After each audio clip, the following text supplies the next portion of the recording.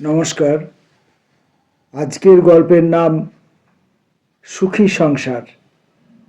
গল্পের লেখক নন্দ চৌধুরী। স্বামী শান্তনু কুমার, 34, নাদুস গণেশীয় চেহারা, সিধে সাদা গৃহপালিত মানুষ, কালেক্টরেটের কেরানি। অফিসে কয়েকটি ফাইল আর বাড়িতে স্ত্রী, এই দুই বিন্দুর চারপাশে তার চিন্তা ঘোরাফেরা করে। তার স্ত্রী ছায়াবতী, 30, গোলগাল, ধবলি গাইটির মতো চিকন মহিলা।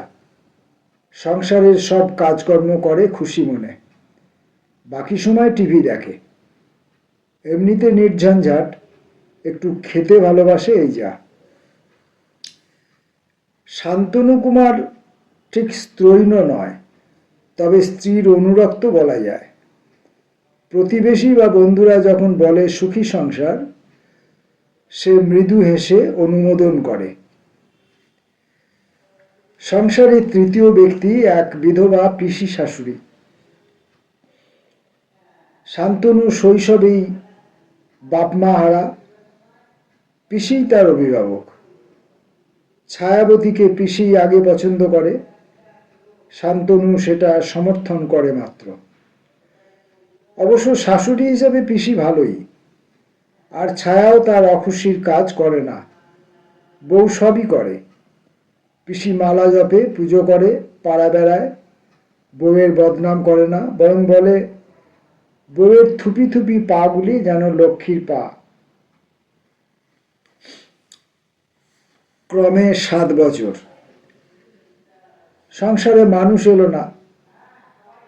পিসি বলে, খোকা, এ কি, ডাক্তার ফাক্তার দেখা, কিছু ব্যবস্থা কর। শান্তনু বলে, হবে হবে, তারা কি। আসলে সে কুঁড়ে মানুষ, ঝঞ্ঝাট বেশি পছন্দ করে না। ছায়ার দিক থেকেও চাপ নেই, একটু আধটু উদ্বেগ ছিল, কিন্তু ছায়ার মা ভরসা দিয়েছে। তার নিজের প্রথম সন্তান হয়েছিল 10 বছর সংসার করার পর। মেয়েকে বলেছিল, বেশি করে প্রোটিন খা, সব ঠিক হয়ে যাবে। সুতরাং সপ্তাহে এখন অন্তত 3 দিন মাংস। দিনে অফিসের ভাতের তাড়া, তাই রাত্রে। ছায়া অবশ্য বলে, ওর অফিসের অত খাটুনি, প্রোটিন না হলে যে শরীর খারাপ হবে। শান্তনু কথাটা বিশ্বাস করে, তার জন্য ছায়ার এই বাড়তি যত্নটুকু সে কৃতজ্ঞতার সঙ্গে উপভোগ করে। পিসির খুব বিপদ। সে বাল্য বিধবা, একবেলা ভাত একবেলা রুটি, তার উপর বার, ব্রত, একাদশী, অমাবস্যা, পূর্ণিমা, এমনি 7-17। রাত্রে মাংস হলে রুটি বন্ধ, পেঁয়াজ রসুন ছোঁয়া নাড়া, নানা উৎপাত। ফলে বেশিরভাগ রাতে এখন মুড়ি খেতে খেতে প্রাণ ওষ্ঠাগত। কি করবে ভেবে পায় না পিসি। বউ আসার পর থেকেই রান্নাঘর হাতছাড়া হয়েছে, এখন আবার নতুন করে ওপদ মারাতে ইচ্ছেও করে না। কিন্তু রোজ রোজ মুড়ি বা কত খাওয়া যায়। শান্তনুকে একা পেয়ে বোঝাতে চেষ্টা করে, খোকা, এত মাংস খাওয়া ভালো নয়। খোকা এখন আর সে খোকা নয়, বলে, কেন পিসি, মাংস তো বেশ লাগে, আমার শরীরও ঠিক আছে। পিসিমা ভেতরে ভেতরে রাগে জ্বলতে থাকে, বুঝতে পারে ছেলেও তার হাতছাড়া। ফলে তার ভেতর এতদিন যে শাশুড়িটি ঘুমিয়েছিল, এখন সে জেগে উঠতে চায়। বউয়ের নানা ত্রুটি তার নজরে পড়তে থাকে। রান্নাঘরের পাশেই বারান্দা, সেখানে পিঁড়ি পেতে পিসি মালা জপ করে। দেখব বললে রান্নাঘরের সবই দেখা যায়। মালা জপে মন বসে না, টেরিয়ে টেরিয়ে বউয়ের কাণ্ড কারখানা লক্ষ্য করে। মাংস কড়াইয়ে ভাজতে ভাজতেই কটা খাওয়া হয়ে যায়। রান্নার সময় নুন পরক করার সময় কতকটা ঝোল সাবার করে কিছুই চোখ এড়ায় না। এতদিনের বয়স্ক অভিজ্ঞতা তার। নিজের মনে মনে বলে, ও বাবা, ছেলের নামে মাগে ভিক্ষা, মায়ের হলো পিতৃরক্ষা। আসলে বউয়েরই দারুণ লোভ, ছেলের নাম করে মাংস আনায়। সবচেয়ে খারাপ লাগে মাংস ভাগ করার কৌশল দেখে। বউ নিজেরটা নেয় একটা স্টিলের বাটিতে, আর খোকাকে দেয় একটা চওড়া মুখ ডাল খাবার কাঁসার ভারী বাটিতে। স্টিলের বাটির মুখটা ছোট, কিন্তু পাতলা আর পেটটা ফাঁপা, ভর্তিও থাকে কানায় কানায়। আর কাঁসার বাটি দেখতেই বড়, মাংস পড়ে থাকে তলানিতে। ফলে খোকার ভাগটা মনে হয় যেন বেশি, কিন্তু তার বাটিতে থাকে কম। বেটা ছেলেরা যে চিরকাল বোকা তাতে পিসির কোনো সন্দেহ নেই। কিন্তু মুশকিল হলো বোকামিটা যে খোকাকে ধরিয়ে দেবে সেই উপায়ও কিন্তু খুঁজে পায় না। এতকাল বউয়ের গুণ গেয়ে এসে এতদিনে উল্টো গাইলে ছেলে কি ভাববে? দুজনের যে বড় ভালোবাসা, প্রতিবেশীদের কাছেও সেই সংকট। তারা বলে, তোমার তো দিদি সুখের সংসার, একটা নাতি নাতনি হলো না, এই যা দুঃখ। পিসি দীর্ঘশ্বাস চেপে বলে, সে তো ঠিকই, বউয়ের সব ভালো, কিন্তু বড় মাংসাশী। ওর পেটে ছেলে এলে কি হবে, সে সব হজম হয়ে যাবে। তারা কৌতূহলী হয়ে তাকিয়ে থাকে। নিজেরা দুঃখী মানুষ, সুখের সংসারে দুঃখ ঢুকলে তার চেয়ে বেশি আর খুশির উপাদান কি আছে?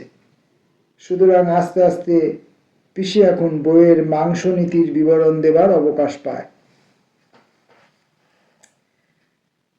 একদিন ছায়াবতী গেছে বাপের বাড়ি। খোকার আপিস ছুটি। শূন্য মনে কাগজে চোখ বোলাচ্ছে আর এদিক ওদিক চাইছে। একবার চা পেলে ভালো হতো এক কাপ। পিসি রান্না করে, বুড়ো মানুষ, তার উপর অনভ্যাস, তাই রান্নার আয়োজন সামান্য, ডাল ভাত আর পোস্ত চচ্চড়ি। চাটা বরং দোকানে খেয়ে এলেই হয়। ওঠার উদ্যোগ করছে এমন সময় দেখে পিসি চা নিয়ে এসে হাজির। খুশিতে শান্তনু এখন খোকা হয়ে যায়। বলে, পিসি, তুমি কি করে জানলে? পিসি বিজয়ীর হাসিতে মুখ ভরিয়ে বলে, না হয় স্বামীর ঘরই করিনি রে, কিন্তু সংসারে দেখলাম কিছু কি কম? বেটা ছেলের কখন কি দরকার জানি।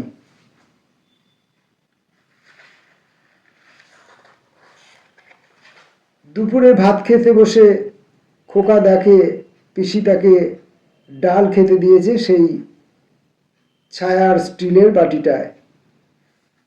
স্টিলের বাটি একে পাতলা, তাই ডাল বেজায় গরম, ভাতে ঢালতে গেলে হাত পুড়ে যায়। খোকা বলে, পিসি, আমার সেই ডাল খাবার কাঁসার বাটি কই? ডাল যে ঢালা যায় না। তখন কাঁসার বাটি আসে। পিসি বলে, তুই থাম, আমি ঢেলে দিচ্ছি। ডালে কাঁসার বাটিটা ভরে যায়। শান্তনু বলে, অবাক কাণ্ড, ওই ছোট বাটিটায় এতটা ডাল ছিল? পিসি অন্তর্টিপুনি হাসি হাসে, বলে, আমি আর কি বলবো বাপ, নিজের চোখেই দেখ। ফিরে রবিবার ছায়াবতী ফিরে এসেছে। রাত্রে মাংস এসেছে। পিসির বরাদ্দ দুধ মুড়ি ঢাকা দেয়া আছে। পিসি মালা জপতে জপতে সবকিছু লক্ষ্য করছে আর চোখে। শান্তনু সকাল সকাল খায়। সে খায় টেবিলে, ছায়া পরে খায় রান্নাঘরে। খোকার পিড়াপুড়িতেও ছায়া এ ব্যবস্থা বদলায়নি। আর সব বিষয়ে আধুনিক হলেও স্বামীর সঙ্গে একত্রে খায় না সে, বলে মায়ের বারণ, একসঙ্গে খেলে স্বামীর আয়ু ক্ষয় হয়, এই ব্যবস্থাই চলে আসছে। খোকাও আর কিছু বলে না। আজ শান্তনু হঠাৎ বলে, ছায়া, আজ আমার তেমন খিদে নেই, তুমি বরং ওই ছোট স্টিলের বাটির মাংসটা আমাকে দাও, আর এই বড় কাঁসার বাটিটা তোমার রাখো। ছায়া একটু হকচকিয়ে যায়, তারপর সপ্রতিভ ভঙ্গিতে বলে, ও মা, সে কি গো, একটু জোয়ানের আরো খেতে পারতে। তা ছোট বাটিটা যে আমার এঁটো হয়ে গেছে, তুমি বরং যতটা না খাবে এই বাটিটায় তুলে দাও। এই বলে সে আর একটা বাটি আনতে রান্নাঘরে ঢোকে, আর শান্তনু কচি খোকার মতো ফ্যাল ফ্যাল করে তাকিয়ে থাকে। পিসি সব দেখে, সব শোনে, মুখের হাসি মনে চেপে বলে, রসো বাছা, এই বিড়ালই একদিন বনে গিয়ে আস্তে আস্তে বন বিড়াল হবে।